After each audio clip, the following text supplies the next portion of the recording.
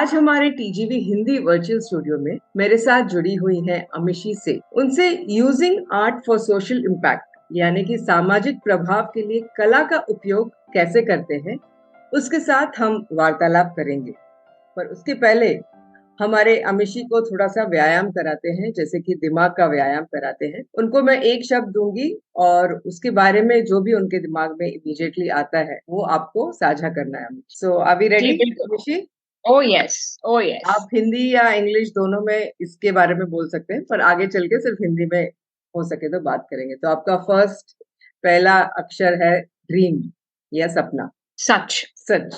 वाह। स्माइल, मुस्कुराना। हमेशा। हमेशा और सबके साथ। होप, जरूरी है। जरूरी है। करेक्ट। दूसरा नेक्स्ट वर्ड भी बहुत जरूरी है, ऐसे मुझे लग रहा है। मनी। बिल्कुल जरूरी है। मनी के साथ लेकिन विजडम बहुत जरूरी है। Very good. जो कि आपको माउंटेन्स पसंद है, इसलिए मैं माउंटेन के बारे में कुछ सुनना चाहती ओ वाओ। हूँ। तो एक शब्द तो मैंने बोल दिया, ओ वाओ। आई थिंक मेरे लिए माउंटेन्स है connection, connection to nature, connection to yourself. तो माउंटेन मतलब कनेक्शन। फूड, खाना। ओह स्वादिष्ट।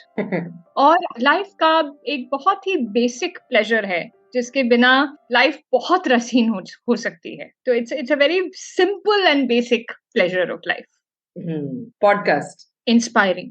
हैप्पीनेस, खुशी। खुशी चॉइस, बिकॉज और खुश होना फाइनली, एक चॉइस हम सबके रीसेंट लाइफ पार्टनर फोन। है। लाइफ पार्टनर मुझे लगता है बॉडी का एक्सटेंशन हो गया है। Not as necessary as we think it is. मेरा ये पूरा विश्वास हो गया। आजकल मैं सोशल मीडिया के ऊपर एक स्क्रिप्ट लिख रही हूँ जो रिसर्च पे मुझे भयानक चीजें सब समझ में आ रही हैं। So I think it's not, noted. हमने हाइप करके रखा है उसको।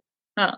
नोटेड। अपना नेक्स्ट पॉड इंटरव्यू शायद वही टॉपिक पे होगा। तो सभी प्लीज प्लीज। श्रोताओं के लिए द गाइडिंग वॉइस हिंदी में सबका स्वागत है।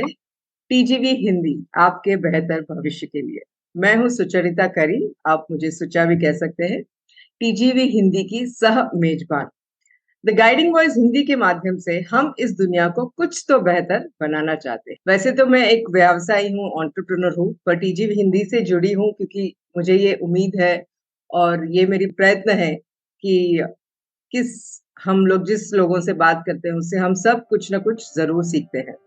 हम महत्वपूर्ण बातें करते हैं जिससे कि आपके जीवन या करियर को कुछ तो हम बेहतर बना सके।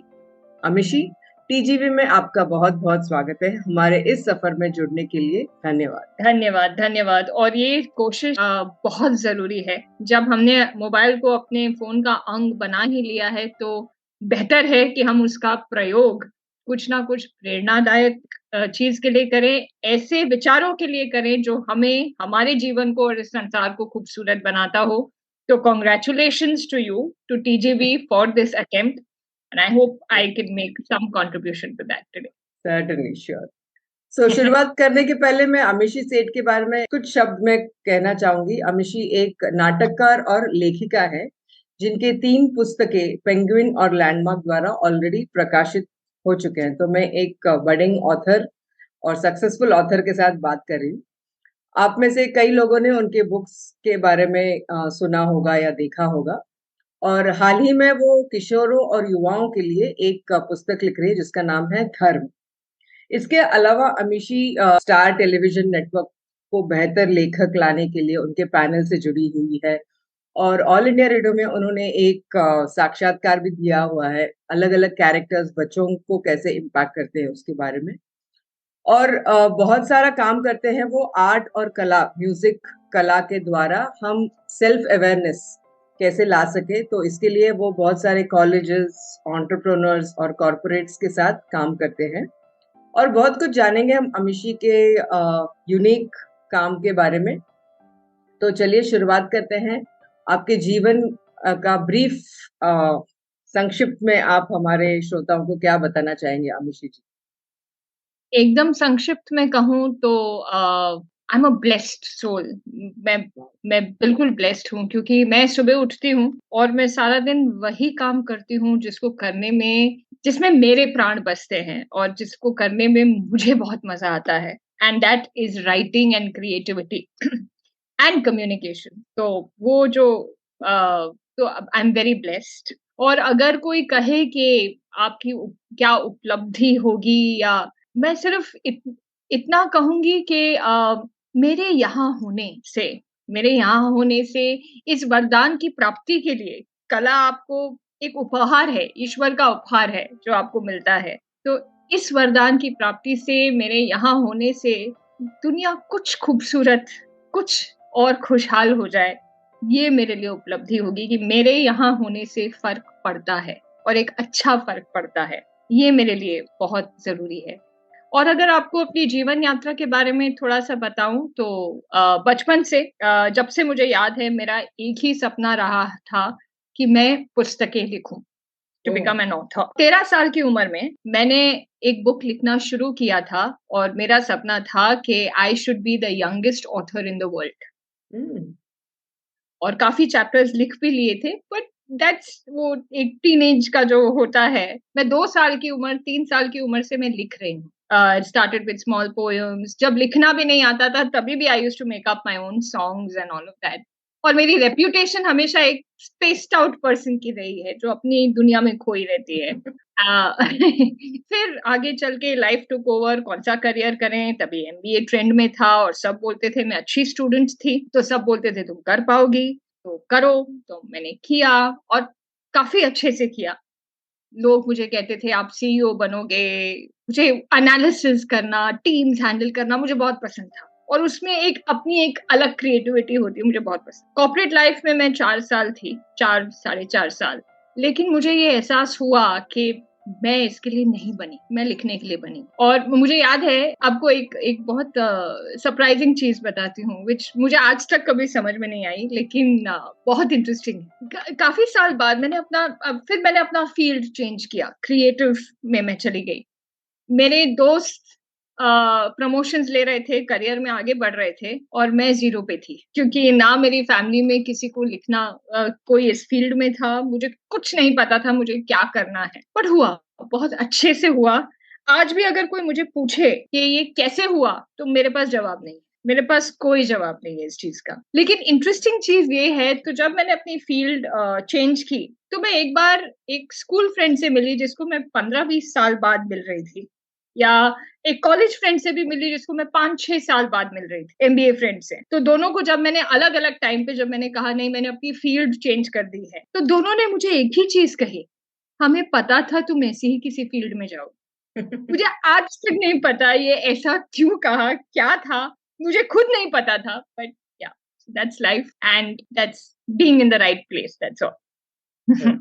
तो आपके इस सफर में, इंटरेस्टिंग सफर में, बहुत दिलचस्प आपका सफर रहा है, पहले कॉर्पोरेट लाइफ और फिर अभी आर्ट और कला। तो इसमें आप कौन से 3 चीजों को आप सबसे ज्यादा एक्नॉलेज करेंगे कि इसके वजह से मैं यहाँ पर पहुंची? अगर 3 चीजें चुननी हो तो सबसे पहली चीज मैं ये कहूंगी कि बचपन से ही, हमेशा से ही मैंने कभी भी प्राकृतिक रूप से, it's not that I have decided to do that, but मेरा एक लॉजिक ही ऐसा है, मैंने कभी किसी चीज को मुश्किल या आसान, इन 2 क्लासिफिकेशंस में कभी नहीं बांटा। कुछ चीजें हैं जिसको सीखने के लिए, मास्टर करने के लिए थोड़ा ज्यादा समय लगता है। कुछ चीजें हैं जिसको मास्टर करने आप आसानी से कर लेते हो, जल्दी कर लेते हो।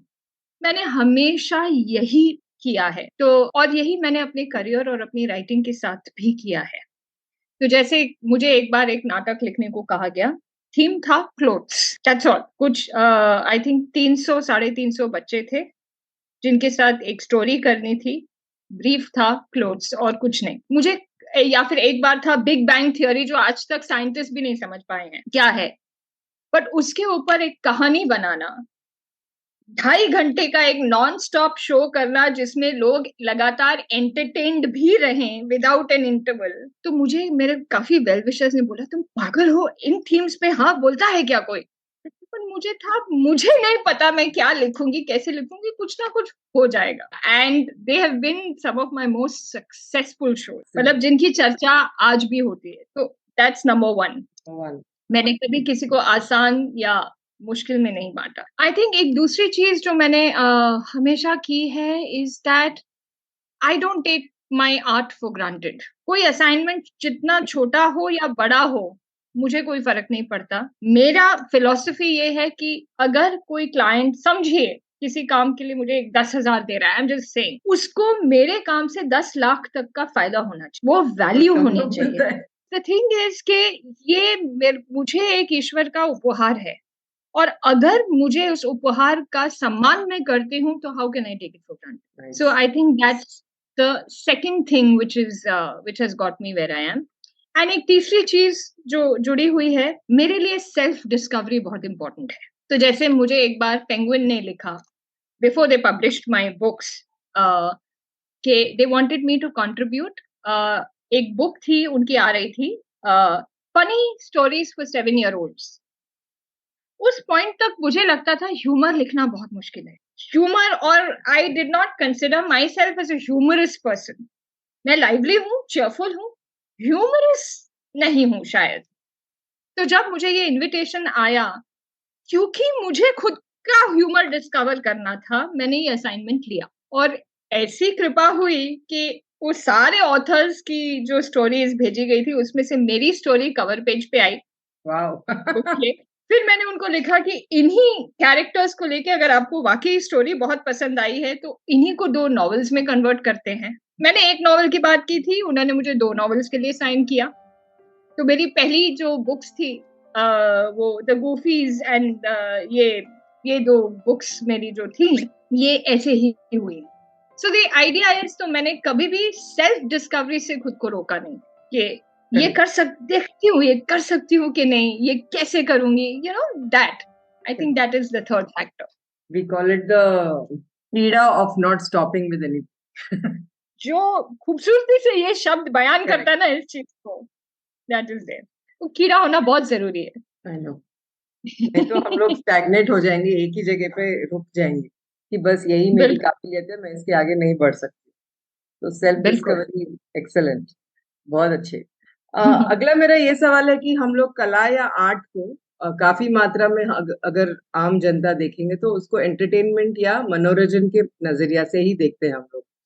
तो इस नजरिया को आप अपने काम से कैसे बदल रहे हो? कला, आर्ट, म्यूजिक, इन सबको आप एक एंटरटेनमेंट से लेकर एक लर्निंग, एजुकेशन तक कैसे ले जा रहे हो? आप कैसे बदल रहे हो दुनिया को इससे? मेरा एक क्लियर मानना ये है, क्लियर मतलब है कि देखिए, एंटरटेनमेंट बहुत जरूरी है। ओके, मनोरंजन किसे नहीं चाहिए, और वो जीवन का एक बहुत खूबसूरत सुंदर रस है टू बी एंटरटेन। लेकिन एंटरटेनमेंट गोल नहीं है कला का, एंटरटेनमेंट मीडियम है कला का। क्योंकि अगर आप एंटरटेनिंग नहीं है, तो आप कला तो है ही नहीं ना। वो कला तो है ही नहीं। कला का मतलब ही ये है कि आप एंटरटेनिंग हो, लेकिन entertainment is a medium to transformation. Entertainment बदलाव का जरिया है। और मैं तो कहती हूँ, जो कलाकार है ना, उसके हाथ में ईश्वर ने एक ब्रह्मास्त्र देकर रखा है। जिस सटीकता से कला इंटेलेक्चुअली, इमोशनली, स्पिरिचुअली एक ऑडियंस के साथ जुड़ सकता है, वो और कोई ह्यूमन एंडेवर नहीं कर सकता जो कला कर सकता है। एंड आपको एक हमारी सांस्कृतिक बात बताती हूँ। हमारे यहाँ एक है, भारतीय संस्कृति में नाट्य वेद करके एक शास्त्र है। कई लोग नाट्य वेद कहते हैं, कई लोग नाट्य शास्त्र कहते हैं। वो भगवान शिव ने भरत मुनि को दिया था। वो पूरा एनसाइक्लोपीडिया है ऑन आर्ट। आपके नायक कितने प्रकार के होते हैं, खलनायक कितने प्रकार के होते हैं, नायिकाएं कैसी होती हैं, किसी भी कितने रस होते हैं, हर रस को करने के लिए किस किस्म के चित्र होने चाहिए, किस किस्म का म्यूजिक होना चाहिए, किस किस्म का चित्रीकरण होना चाहिए उसके आसपास, वो सब है। तो नाट्य वेद की एक सबसे ब्यूटीफुल चीज जो मुझे ये लगती है, कहा गया है कि स्टेज की हाइट ऑडियंस की हाइट से ऊपर होनी चाहिए। बहुत लोग कहते हैं वो विजिबिलिटी के लिए नहीं है। वो तो एम्पी थिएटर में भी हो सकता है ना, जब आप नीचे हो और ऑडियंस ऊपर बैठी हो। स्टेज की हाइट क्यों ज्यादा होनी चाहिए? क्योंकि एक कलाकार का धर्म है कि जब वो स्टेज पे आए, वो ऑडियंस के ऑलरेडी ऊपर हो लेवल, और वो अपने साथ साथ ऑडियंस को भी उस लेवल तक ले आए। वाह, बहुत खूब। That is कला, that is transformation. And I'm बहुत निराशा होती है. निराशा शायद एक गलत शब्द है. कई बार गुस्सा भी आता है कि आजकल क्योंकि हमने एंटरटेनमेंट को मनोरंजन बना दिया है, हम सिर्फ बेस इमोशंस को ही हाइलाइट करते जा रहे हैं. 4 बॉटल वोडका को हम सेलिब्रेट करते हैं. नीडलेस सेंसुअलिटी को दिखाते हैं. वो तो मास्लो ने भी कहा था कि your physical needs are only the starting point, and is self actualisation. Very हम लोग अटक गए, सेल्फ एक्चुअलाइजेशन तो सब भूल गए. वो तो हम वहां तक तो हम उधर ही अटक गए हैं. और वो and that I try to, तो इसलिए ये मेरा मंत्र है. कंपनी है अ स्टोरी टू टेल, उसका भी टैगलाइन यही मैंने रखा है, क्रिएट, एंटरटेन, इंस्पायर. मेरी यही कोशिश रहती है कि जब मेरा कोई नाटक या मेरी कोई कहानी कोई पढ़े, तो वो audience has to leave that auditorium or leave that book feeling either happier than they were before, more inspired than they were before, more enriched than they were before.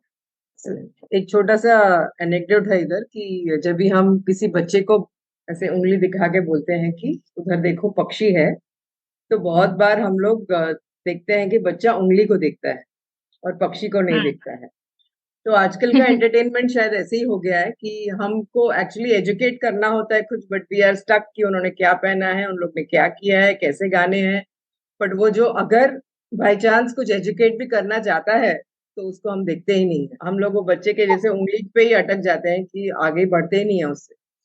तो आगे बढ़ते भी नहीं है और बढ़ाने वाली कहानियां भी बहुत कम है, कम हो गई. मैं आपको एक उदाहरण देती हूँ. एक फिल्म आई थी 3 इडियट्स, उसमें भी बहुत मस्ती थी, बहुत थी, बट जो एक मैसेज था उस फिल्म का, वो आज तक लोगों को प्रेरणा देता है. ऑल इज वेल, जो अपनी क्षमता के हिसाब से अपनी काबिलियत को आगे बढ़ाओ, that was a beautiful way to do it. तो आई थिंक वो अब जिस दिन कलाकार समझ जाएगा कि एक कलाकार होना ये बहुत बड़ी रिस्पॉन्सिबिलिटी की बात है, क्योंकि समाज को जैसे एक कलाकार इन्फ्लुएंस कर सकता है और कोई नहीं कर सकता. तो आप अपने काम के बारे में थोड़ा सा हमको बता सकते हैं कि आप ये कैसे हासिल करते हैं, स्पेशली जब कॉलेजेस जाते हो, तो how do you, and any examples आपके ड्रामास आपने जो लिखे हैं.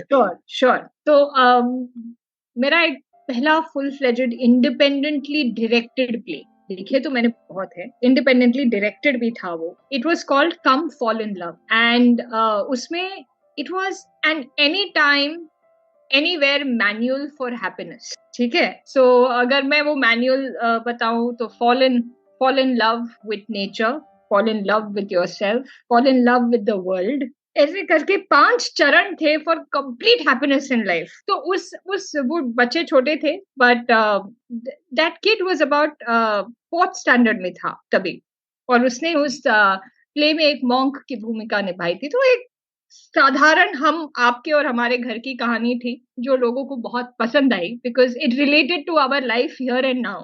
ये कोई हिमालय का ज्ञान नहीं था, ये आज आप किस परिस्थिति में आप कैसे कर सकते हैं वो था. तो कोविड आया, this child came to the 10th standard, and I think 10th भी पास कर दिया था जब कोविड आया. मुझे इंस्टाग्राम पे एक दिन उसका मैसेज आया, he said, "Ma'am, now I realize what you had taught us back then." तो फिर एक और मेरा प्ले था ऑन क्लोथ्स जो था. अब क्लोथ्स के बारे में कोई कैसे लिख सकता है, ये सबके विडंबना थी. तो आई प्रेजेंटेड फैशन, ओके, कि अगर दुनिया को बदलना है तो अपना सेंस ऑफ फैशन बदलो. तो प्ले में भी था एंड ऑडियंस को भी था, what nonsense, I mean fashion और दुनिया बदलने का क्या ये है. देन अलग सीन से जैसे बताया कि एक सिंपल एग्जांपल देती हूँ. This play was full of so many such example. हम पार्टी में जाते हैं, बच्चों को महंगे महंगे कपड़े पहनाते हैं, ठीक है, फिर वो खेलने लगते तो बोलते हैं बैठो खेलो मत, कपड़े खराब हो जाएंगे. फिर वो बोलते हम करें क्या, तो मोबाइल मांगते हैं, नहीं मोबाइल से नहीं खेलना. तो बेचारा करेगा क्या. यही अगर हमारा, अच्छा फिर बातचीत कैसी होती, उसने ये पहना है, उसका ये नेकलेस है, उसका ये मैचिंग है. तो उस बंदे ने डिसाइड किया उस प्ले में, ये शादी था, मैंने पूरा एक ग्रेट इंडियन वेडिंग दिखाया था, तो उसने डिसाइड किया कि बॉस अब ऐसा है कि हमारा जो अगला फंक्शन होगा ना, तो 15-20 फंक्शंस होते हैं, उसमें जो अगला फंक्शन होगा ना, उसमें ड्रेस कोड होगा और सब लोग एक ही तरीके के कपड़े पहन के आएँगे। Nothing to White discuss. and red. Nothing to discuss. And suddenly people started discussing theater, they started discussing painting, they started discussing memories. And बच्चे were like, तो तभी था कि पुराने कपड़े, आज तो हम जितना मर्जी खेल सकते हैं, एंजॉय कर सकते हैं। वो ड्राइवर के बच्चे आए, तो तुम्हारे कपड़े नए तो नहीं है? नहीं नहीं, फटे हुए नहीं है ना, तो नए नहीं है।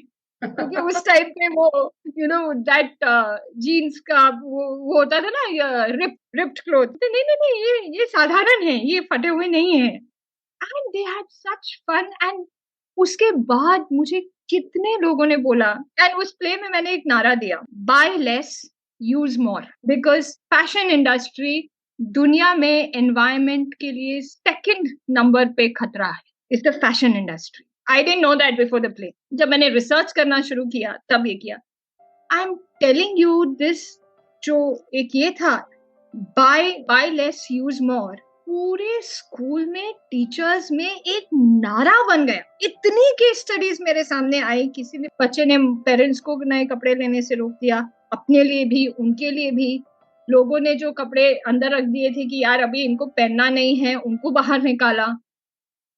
इट रियली मेड, और वो बिलबोर्ड पे सबके फीडबैक और सबका फीलिंग्स आफ्टर सीइंग दिस, पूरे बिलबोर्ड पे एक महीने भर तक लगा रहा वो। It was really, every person I was meeting, अरे Amishi, we did this, we did this, we did this. तो आई थिंक एक पूरा एक यूनिवर्सल इम्पैक्ट था उसका। तो वो ऑल दीज ड्रामाज आप जनरली स्कूल्स और कॉलेजेस में कराते हो क्या?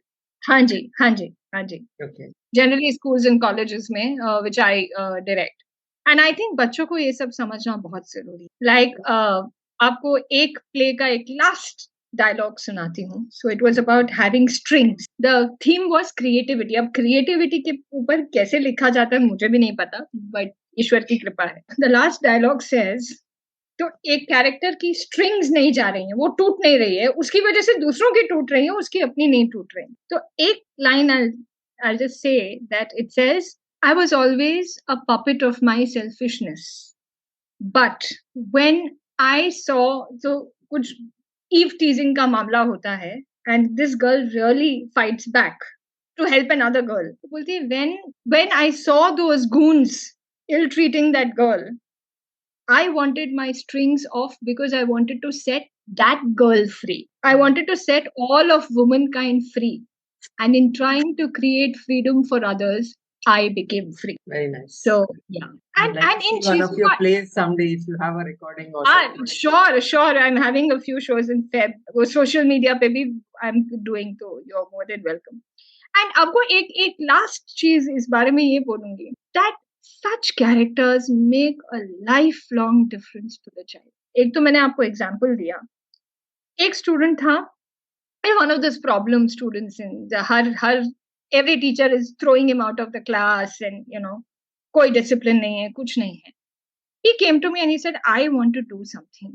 नहीं, मुझे डांस नहीं करना, आप मुझे टेबल बना दो, लेकिन मुझे स्टेज पे आना है। मैंने उसको टेबल बनाया। I said, चल ठीक है, this is they play this part for a sequence. You won't believe, उसके बाद वो change हुआ। I saw a marked difference listening to those things, and also just that responsibility. Drama is about responsibility कि मुझे अपना part सही play करना है, नहीं तो पूरा प्ले सफर करेगा। Very interesting. तो अमिशी, अभी आपके बारे में और थोड़ा जानते हैं एज अ राइटर। अभी तक हमने ड्रामा में आप कैसे बच्चों को आप ड्रामा कराते हो, लिखते हो सोशल इम्पैक्ट के लिए, वो उसके बारे में सुना, बट एज अ राइटर आप ऑथर हो, जो बहुत बड़ी चीज है आजकल, क्योंकि हम देखते हैं कि बहुत सारे ऑथर्स तो हैं बट उनके बुक्स पब्लिश नहीं होते, पब्लिशर्स नहीं मिलते हैं।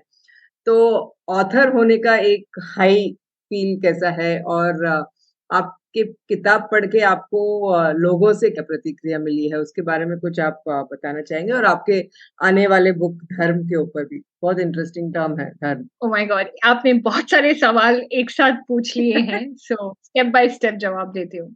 आपको एक बड़ा इंटरेस्टिंग सा किस्सा सुनाती हूँ। I think story is the best way to get the point across. और तो मैंने जैसे आपको कहा कि मैंने एक फनी स्टोरीज फॉर चिल्ड्रन करके उसमें मेरी एक स्टोरी आई थी जो पेंगुइन ने कवर पेज पे डाली थी। तो उसके बाद जब मैंने उनको लिखा कि इन कैरेक्टर्स को लेके अगर आपको पसंद आए हैं तो we'll turn them into novels, तो उनको they immediately sign me up for 2 books. Now the thing is, जब ऐसा हुआ मैंने लिखना शुरू किया अपनी पहली पहली novel the Goofies go on a holiday, और कहीं ना कहीं जाके मैं अटक गई।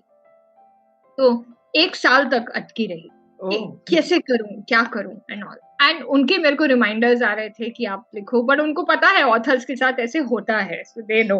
उन दिनों किसी स्कूल में एक लिटरेरी वीक चल रहा था, ऑथर इंटरेक्शंस चल रहे थे, तो मैंने अपनी ये वाली जो शॉर्ट स्टोरी थी वो पढ़ी बच्चों के आगे। टेल यू, वो एक्सपीरियंस, इतना लाफ्टर था उस क्लास में, इतना लाफ्टर था उन बच्चों में। हम लाइब्रेरी में बैठ के they were literally rolling on the ground. इतना जेन्युइन खुशी थी। I mean, जिसको कहते हैं ना अंग्रेजी में एक एपिफनी, वो था ये मेरे लिए। That moment, I can still kneel on the ground and thank God कि उस एहसास के लिए कि इतनी खुशी इस रूम में मेरे लिखी हुई किसी चीज की वजह से है। आप बिलीव नहीं करोगे, पर जो बुक 1 साल से अटकी हुई थी वो अगले 10 दिन में मैंने खत्म कर दी। The power of it was so much, and I think you see एक राइटिंग की एक बहुत खास बात है। See, हर आर्ट फॉर्म अपने आप में एक वरदान है, अपने आप में एक शक्ति है, राइट? लेकिन आई थिंक राइटिंग, अगर आप कंपेयर करो, फॉर एग्जाम्पल एक मूवी लेते हैं, ठीक है, मूवी में कहानी होगी, स्क्रिप्ट होगी, डायलॉग्स होगी, वो लिखावट, लेखन का वो एस्पेक्ट है। काफी प्रोजेक्ट्स में ये 3 अलग लोग करते हैं, कहानी कोई लिखता है, स्क्रिप्ट कोई लिखता है, डायलॉग कोई और लिखता है, स्क्रीन प्ले कोई और लिखता है। मैंने तीनों किया है। बट अगर आप स्क्रिप्ट देखेंगे तो जो म्यूजिक क्रिएट की जाती है वो किस बेसिस पे होती है? स्क्रिप्ट के बेसिस पे होती है। कॉस्ट्यूम्स डिजाइन करना है अपने आप में एक क्रिएटिव चीज है वो, बट वो किस पे बेस्ड होता है? स्क्रिप्ट के ऊपर बेस्ड होता है।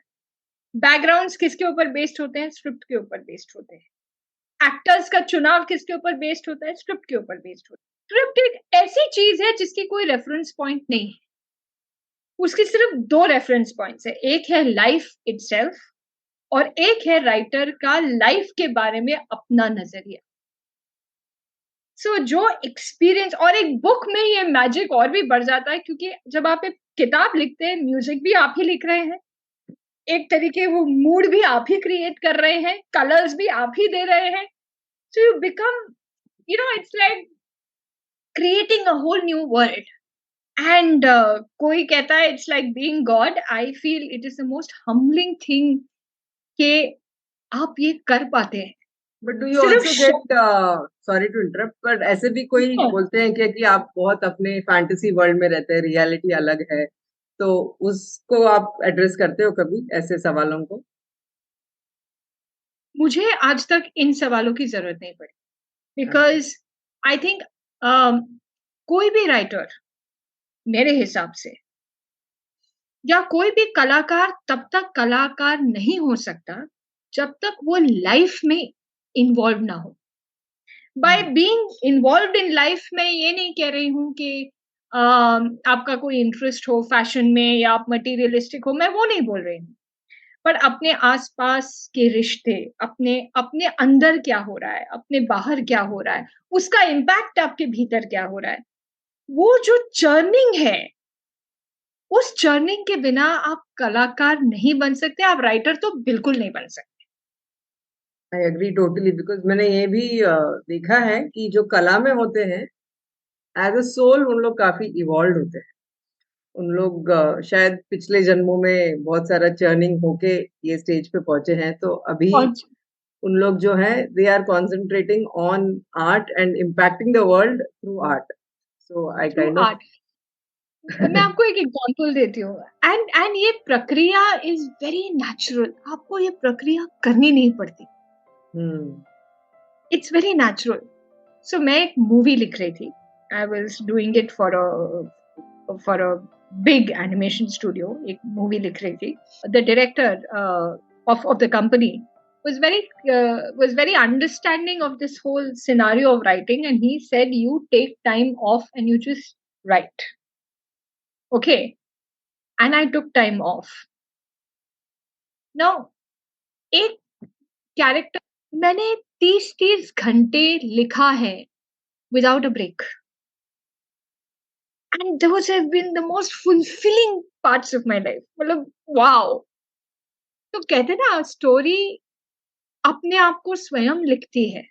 तो मैंने जब लिखना शुरू किया था, एक कैरेक्टर के बारे में मेरी धारणा कुछ और थी कि ये कैरेक्टर ऐसा होगा, पर लिखते लिखते कब वो कैरेक्टर चेंज हुआ और कुछ अलग ही बन गया और बहुत और भी ज्यादा खूबसूरत बन गया, वो आज तक मैं भी नहीं बता सकती। लाइक गणपति जी 7 दिन बैठ के पूरा महाभारत लिखे विदाउट गेटिंग अप, वैसे आप 30 घंटे बैठ के अपना स्टोरी को अरे it's just amazing. It was just amazing. मतलब वो जो I look at it as meditation.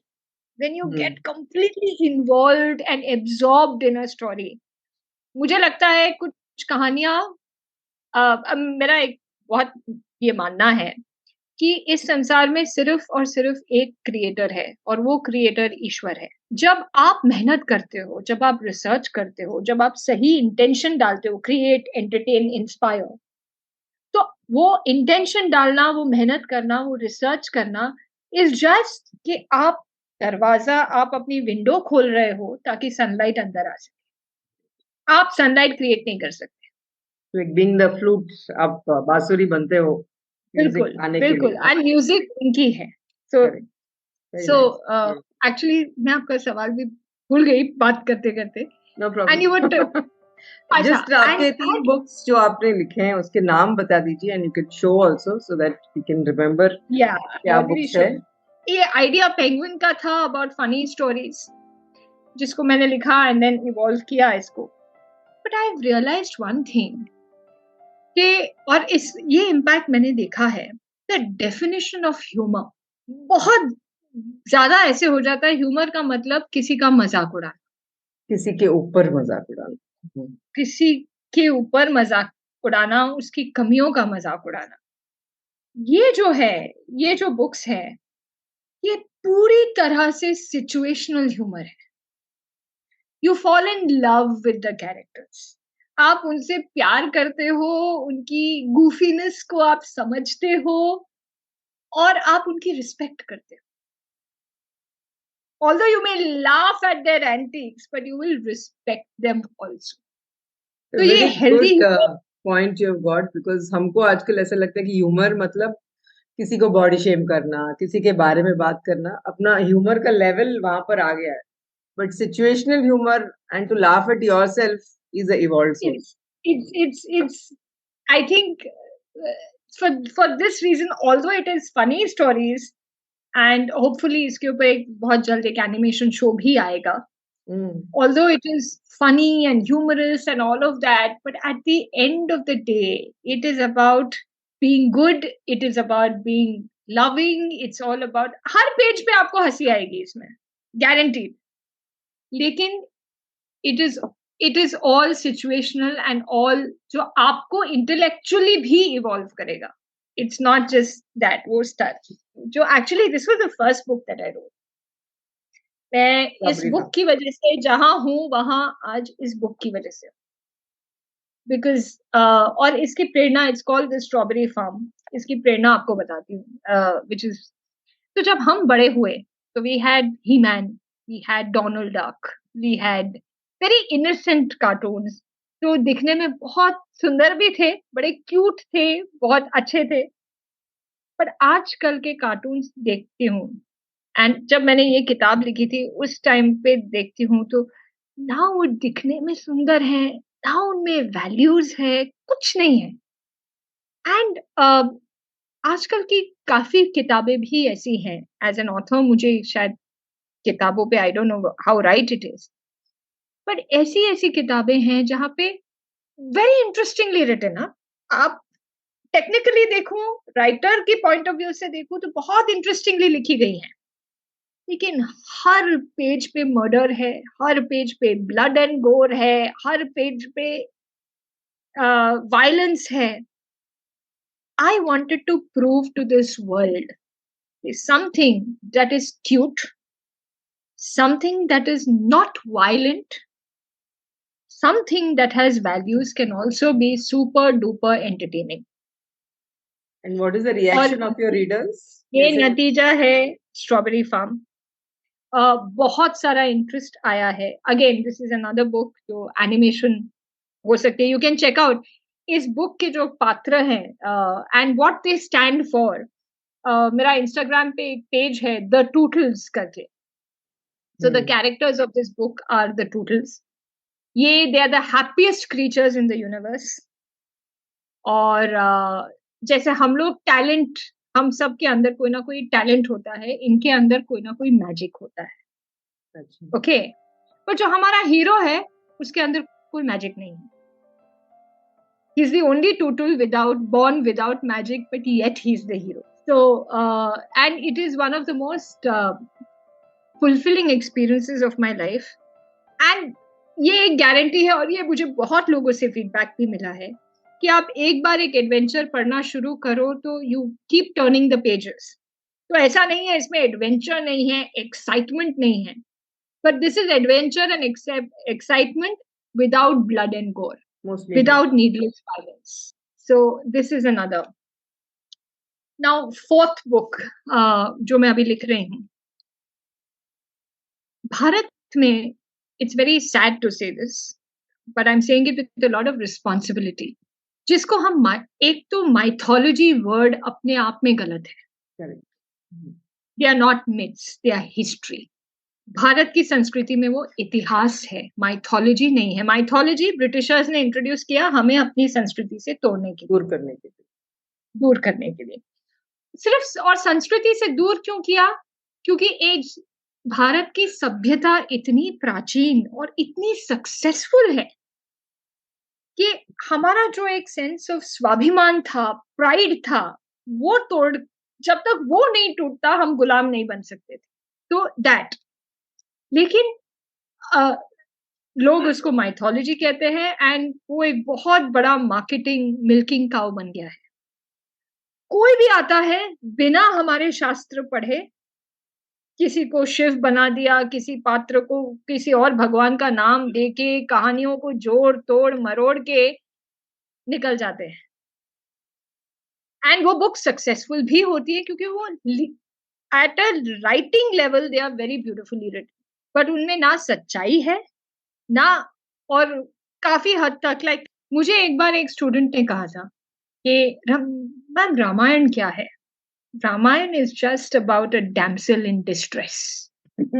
और मैं उस स्टूडेंट की बात पूरी तरह से समझती हूँ, बिकॉज आफ्टर ऑल रामायण को हमने और किसी एंगल से देखा नहीं, एंगल से बताया ही नहीं है हमारे बच्चों. सो जो मेरी आने वाली बुक है धर्म, उसमें what I have tried, I've just looked at Valmiki Ramayan, I've looked at Ved Vyas का Mahabharat, and I've looked at certain controversial things जो हिंदुइज्म में जो सवाल है.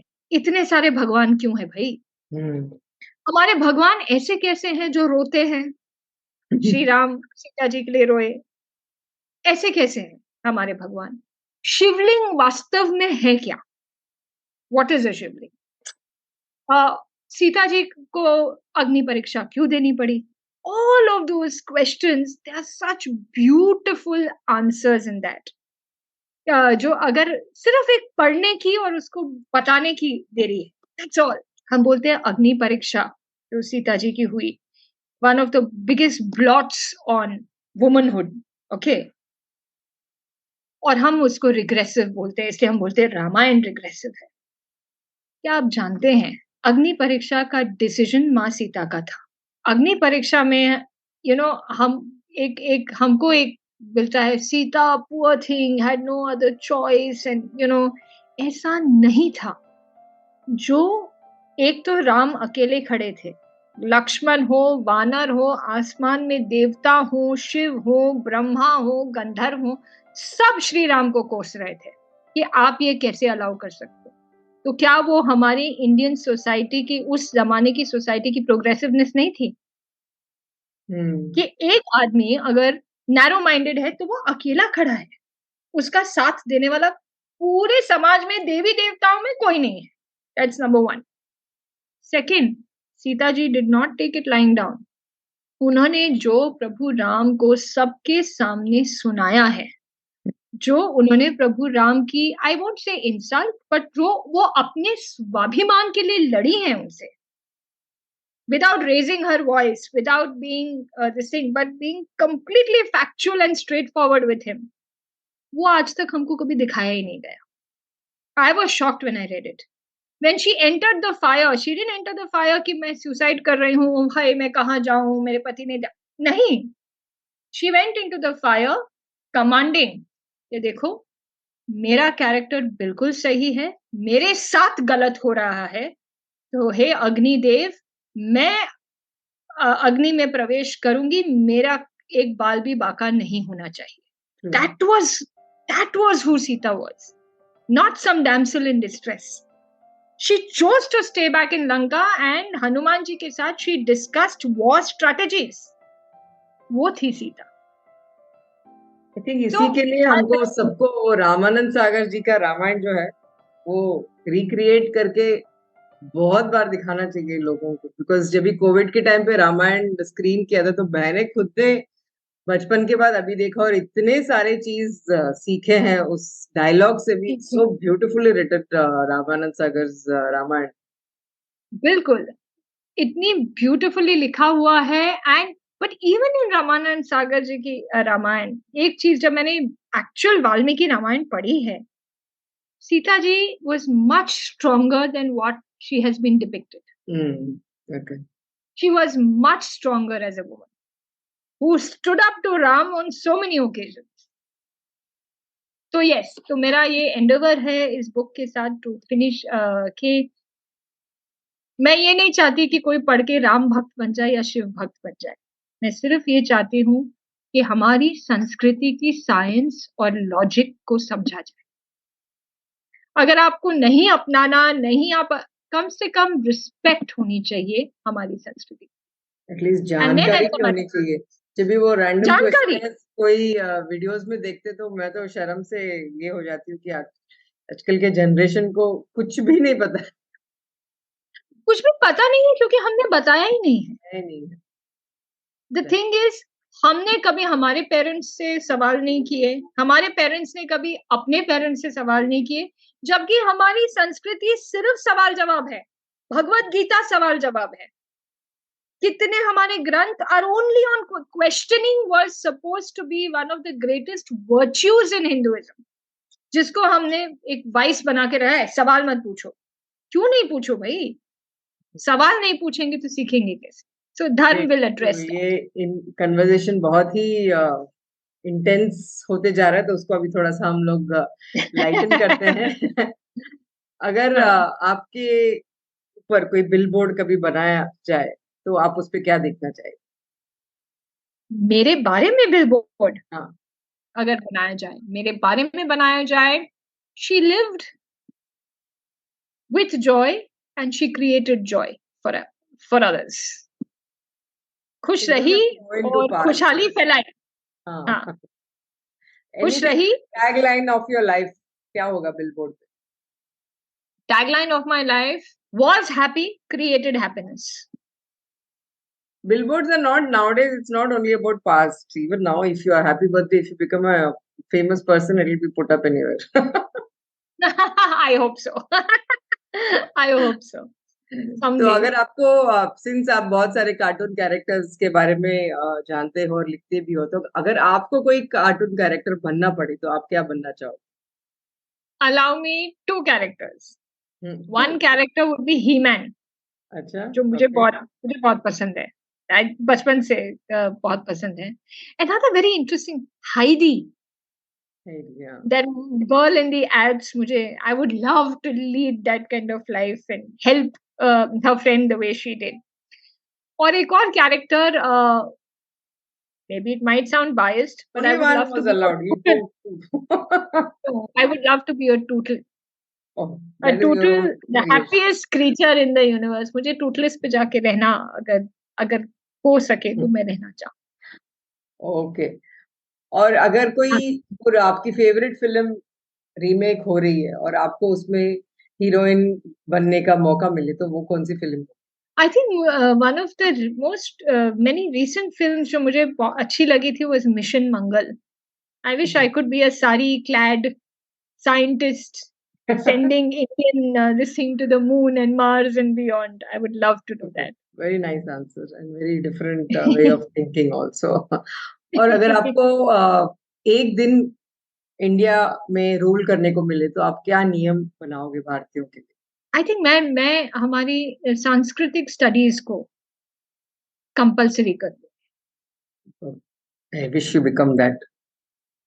हाँ, because not for any other reason या फिर I would change another I am sorry I am giving you one more. I would make Sanskrit the national language of this country.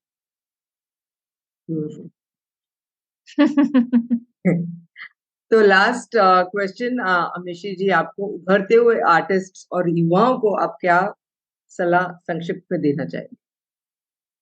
अ, वही जो मैं कहती आ रही हूँ, अगर आप कलाकार हैं, तो आप यू आर ब्लेस्ड, अपनी इस ब्लेसिंग को समझिए। ईश्वर ने आपको धरती पर एक ब्रह्मास्त्र देकर भेजा है। वो ब्रह्मास्त्र जो लोगों को इंटेलेक्चुअली, इमोशनली, स्पिरिचुअली इन्फ्लुएंस कर सकता है। अपनी इस शक्ति को पहचानिए, इस शक्ति का आदर कीजिए और उसको सही समाज को सही दिशा में ले जाने के लिए आप ये कीजिए क्योंकि जितना आप समाज को इन्फ्लुएंस कर सकते हैं और कोई नहीं कर सकता और ये आपका धर्म है ये करना, अगर आप कलाकार हैं। वेरी वेरी खुश रहिए, खुशी पावरफुल बाँटिए। पावरफुल मैसेज टू द और यूथ. सबसे ज़्यादा अपनी कला को एन्जॉय कीजिए। कला कोई बोझ नहीं है, उसको पूरी तरह से एन्जॉय कीजिए और जिए। या बहुत ही खूबसूरत, बहुत ही उम्दा. थैंक यू सो मच अमिशी जी, धन्यवाद. तो आज हमारे साथ जुड़ने के लिए बहुत-बहुत शुक्रिया. और ये था आज का हमारा श्रृंखला अमिशी सेठ के साथ, जिन्होंने कला के बारे में बहुत सारा हमारे से वार्तालाप किया और बहुत सारा ज्ञान भी दिया है, जो आप सुनना चाहेंगे बार-बार इस पॉडकास्ट को. ऐसे मैं समझती हूँ, क्योंकि एक बार के सुनने से सब कुछ नहीं आता अंदर, तो बार-बार मैं खुद ही इसको सुनने वाली हूँ, क्योंकि हर लिसनिंग में कुछ नया हम सीख पाएँगे इस पॉडकास्ट से. तो Amishi, thank you so much. बहुत-बहुत धन्यवाद. Thank you for giving me a hearing. Thank you for this opportunity. Thank you so much. अगर सुजा जी आपने आप अपने आप में you are one of the most liveliest people and जो एक वैल्यूज़ और लाइवलीनेस का एक समावेश होता है, वो आप में कूट-कूट के भरा हुआ है। So I am so glad, thank you always so a much. Pleasure to talk to thank you you. So much. धन्यवाद. तो दोस्तों, आज ये था हमारा श्रृंखला अमिशी के साथ. आखिरी भाग से पहले आपसे एक विनती है, अगर आपने अब तक टीजीवी चैनल को सब्सक्राइब नहीं किया तो आप जरूर कीजिए. TGV the guiding voice English, Telugu और हिंदी में पॉडकास्ट के रूप में मौजूद है. यूट्यूब में आप देख सकते हैं और बाकी सारे पॉडकास्ट चैनल जैसे कि स्पॉटिफाई, एप्पल, सारे पॉडकास्ट में आप सुन भी सकते हैं. और अगर आपको आज का श्रृंखला पसंद आया तो आप ज़रूर अपने 3 करीबी लोगों के साथ शेयर कीजिए, तो उनको कुछ नया सीखने मिलेगा और हमें नए सब्सक्राइबर्स मिलेंगे, तो उसके कहते हैं विन-विन सिचुएशन. धन्यवाद. तो अभी हम थैंक चलते हैं आज के ट्रिविया सेगमेंट में. ट्रिविया मतलब थोड़ा-सा हम सामान्य ज्ञान देते हैं आज के विषय पर. तो आज का ज्ञान हम आर्ट के बारे में था, तो इसके बारे में थोड़ा-सा ये ट्रिविया है कि भारतवर्ष में 50 से भी ज़्यादा फ़ोक आर्ट यानी कि लोक कला 3000 सालों से पहले से मौजूद है. जो 50 में से हम मुझे नहीं लगता कि मुझे 5 या 10 से भी ज़्यादा मालूम होंगे. तो हर एक प्रांत का, हर एक एरिया का एक फ़ोक आर्ट होता है, जो बहुत ही प्राचीन और बहुत कुछ सिखाते हैं हमको उस फ़ोक आर्ट से. कला को हमेशा सोशल मैसेज देने के लिए इस्तेमाल किया गया था, पर आजकल हम लोग सिर्फ उसको मनोरंजन की ओर से देखते हैं. 7 तरह के कला होते हैं, जिसमें फर्स्ट आता है पेंटिंग, चित्रकारी, स्कल्पचर यानी कि मूर्तिकार, मूर्तिकारी तो भारत में आप देखोगे कि बहुत प्राचीन मंदिरों में, केव्स में बहुत सारा स्कल्पटिंग लोगों ने किया, तो वो भी एक बहुत अच्छा कला है। लिटरेचर, साहित्य, आर्किटेक्चर, वास्तुकला, जो अपने जैसे टेम्पल्स बने हैं या कोई बड़े-बड़े कैंपसेस बने हैं, अपने यूनिवर्सिटीज बने थे, वो पूरा आर्किटेक्चर का था। सिनेमा, म्यूजिक जो संगीत है, और थिएटर, रंगमंच, ये 7 तरह के कला जो है वो बहुत मशहूर है। पर आजकल हम लोग देखते हैं कि सिनेमा और म्यूजिक और थिएटर, ये थिएटर भी थोड़ा-सा डाइंग हार्ट है। सिनेमा और म्यूजिक आज तक काफ़ी सब जगह हम लोग देखते हैं। तो ये था आज का हमारा सामान्य ज्ञान, और इसी के साथ हम आज का टीजीवी हिंदी का एपिसोड समाप्त करते हैं। और आपके कोई सजेशंस या प्रतिक्रिया हो तो आप हमें ज़रूर लिखिए tgvhindi@gmail.com, या आप किसी गेस्ट को, मेहमान को बुलाना चाहते तो हमें ज़रूर ईमेल कीजिए। टीजीवी हिंदी में ट्यून करने के लिए धन्यवाद। टीजीवी हिंदी, आपके बेहतर भविष्य के लिए। Thank you.